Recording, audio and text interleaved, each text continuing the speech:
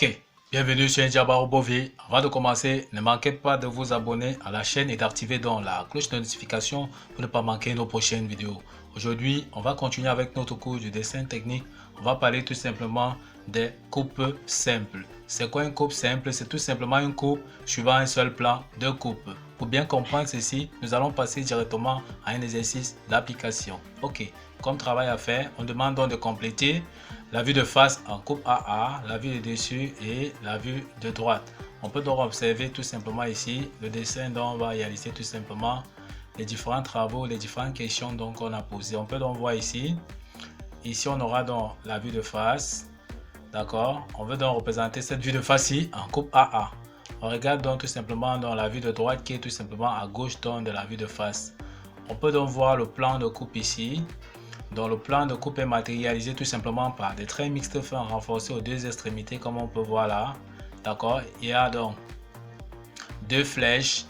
Le sens d'orientation des flèches indique tout simplement la vue qui sera donc coupée. On comprend que ça c'est la vue qui sera donc coupée, la vue en coupe AA. On peut donc regarder également la vue de dessus. On peut encore voir le plan de coupe là-dessus, d'accord. Très mixte fort, très mixte fin, renforcé tout simplement aux deux extrémités avec deux lettres là, d'accord, qui indiquent tout simplement donc le plan où la scie va donc passer tout simplement. On peut donc regarder ici donc. On voit encore que la flèche indique tout simplement donc la vue qui sera donc représentée en coupe. Donc voici la vue qui est représentée en coupe, d'accord. Ok, on peut donc regarder tout simplement dans le travail à faire. On voit donc la perspective qui est donc ici tout simplement. On voit donc la perspective cavalier qui est donc représentée ici. On peut donc voir les différents trous là qui sont réalisés sur la pièce. On peut donc voir le plan de coupe ici. C'est-à-dire ça c'est là où la scie va donc passer tout simplement pour couper la pièce. Pourquoi? En fait, pour montrer tout simplement les détails intérieurs. D'accord? Parce que si la coupe ne passe pas en représentant la vue de face, on va revoir tous ces détails ici en train interrompus. Or, quand la coupe va passer, on va donc voir ces détails intérieurs visibles. Donc, on nous demande donc de représenter la vue de face donc en coupe AA. D'accord? Comme on a dit, la scie va passer donc sur le plan de coupe. Ça va diviser dans notre pièce ici en deux parties. D'accord? On peut donc regarder tout simplement sur la perspective que nous avons donc réalisée ici. On peut donc voir la position de notre scie qui a divisé tout simplement dans notre pièce en deux parties. Il y a la partie 1, il y a la partie 2. On constate tout simplement que la partie 1 nous empêche donc de voir tout simplement dans les détails intérieurs comme nous avons dit. On peut donc voir les trous réalisés dans la pièce, d'accord. On va donc tout simplement enlever le détail 1, c'est-à-dire le morceau de la pièce qui est situé tout simplement donc avant le plan de coupe, d'accord.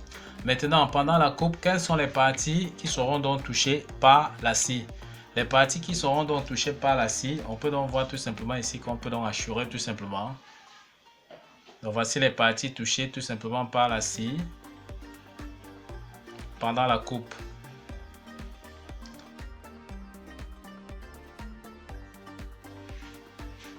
Ok, donc pendant la coupe, on peut donc voir les parties qui seront donc touchées par la scie. Donc, il suffit tout simplement donc de venir sur notre pièce telle qu'on a dit tout simplement. On nous a demandé de représenter la vue de face en coupe AA. Donc on voit tout simplement qu'on viendra tout simplement sur la pièce. On va donc respecter un peu ce que nous voyons là. D'accord? On a donc vu les parties qui seront donc touchées par la scie. On peut donc prendre tout simplement notre exercice d'application ici, tel qu'on voit là en image. On peut donc faire par correspondance là. On voit qu'il y a le trou qui est donc réalisé ici. D'accord? Comme nous avons dit, le trou ici sera donc visible. On trace donc tout simplement donc nos trous en trait fort. Par correspondance là, le trou de diamètre 10 donc en trait fort. Nous avons encore vu que le trou ci pendant la coupe sera donc tout simplement aussi en trait fort sur la vue de face. Donc par correspondance, on trace encore en trait fort.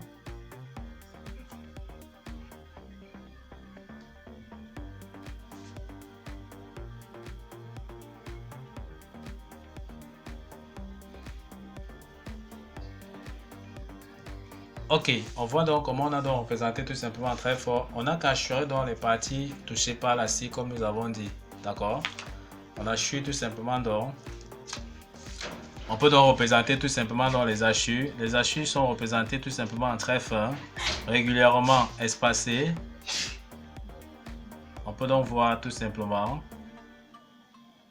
on va assurer comme ça, comme nous avons dit, les parties touchées donc par la scie telle que nous avons vu là.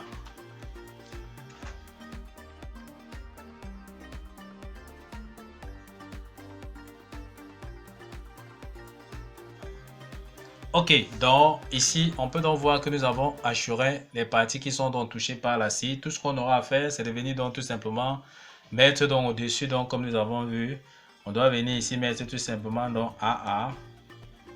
D'accord, AA, pour dire que ça c'est la vue qui est coupée tout simplement donc la vue de face en coupe AA, donc deux lettres majuscules là, les lettres majuscules qui représentent donc les deux lettres qui sont situées sur le plan de coupe comme nous avons dit. Voici donc la vue de face qu'on a déjà représentée donc en coupe AA. On nous a demandé également de compléter tout simplement donc la vue de dessus. En vue de dessus, comme on a dit, lorsque l'observateur va se placer ici au-dessus, il va voir donc ce trait-ci. Ce trait-ci sera donc représenté en trait fort.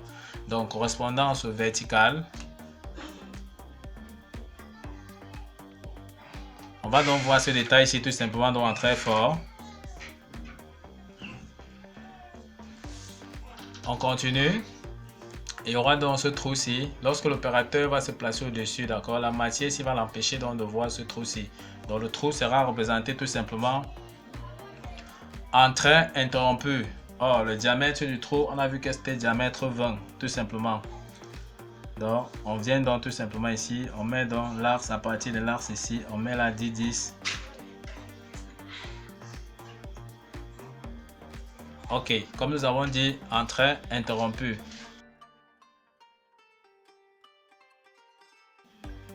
Ok, donc on peut donc voir comment nous avons donc représenté un trait interrompu.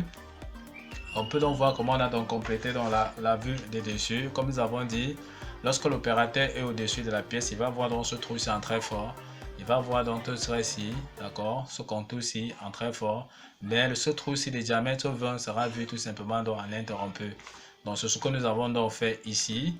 On nous demande également donc de compléter la vue de droite qui se place à gauche de la vue de face comme nous avons dit tout simplement. On continue. Lorsque l'opérateur sera donc à droite de la pièce, ce détail ici, ce trait ici sera donc vu en très fort. Donc par correspondance horizontale, on trace donc tout simplement là.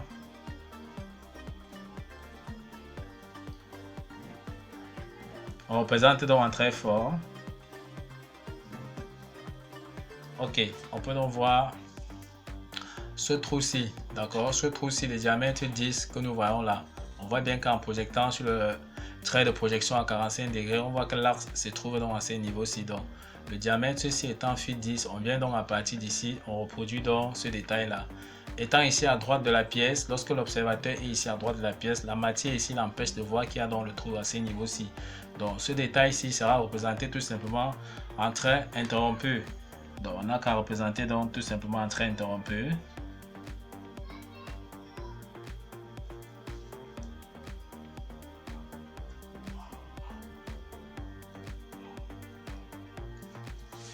On peut donc observer tout simplement comment nous avons donc complété, d'accord, notre vue de droite.